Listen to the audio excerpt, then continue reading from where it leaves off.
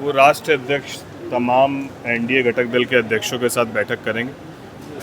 जो उनका अंतिम निर्णय होगा वो हम लोग के लिए सर्वमान्य होगा। एक और नया नारा आया जा रहा है 2025 फिर से मोदी नीति। हाँ ठीक, बिल्कुल। अभी आने वाले समय में सारी चीज़ें स्पष्ट होंगी। एक बार हमारे नेता की तरफ से सारी बैठकें एक बार हो जाए, बैठकों के बाद हम लोग सब तय। नहीं, कोई नाराजगी नहीं। हमारे नेता, हर पार्टी के जो नेता हैं वो अपने पार्टी के कार्यकर्ताओं को उत्साहित करने के लिए इस तरह के बयानबाजी को करते हैं।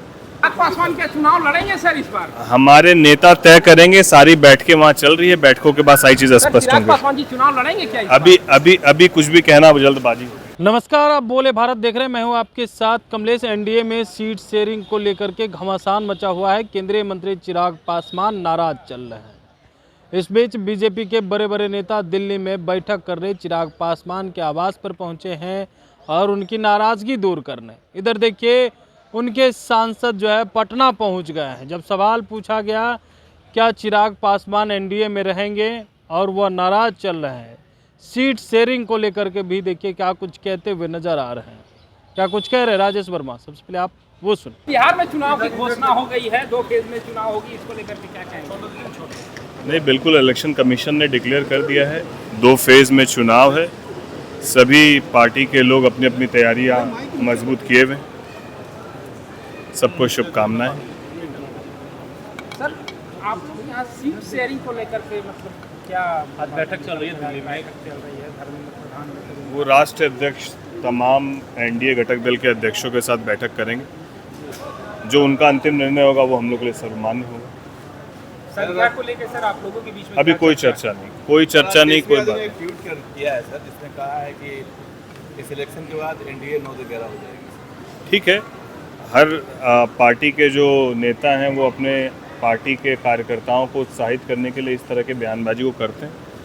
वही काम वो कर रहे हैं, लेकिन कौन 9-11 का समय आने पर सब पता चल जाएगा। कहा एक और नया नारा आया जा रहा है 2025 फिर से मोदी नीति।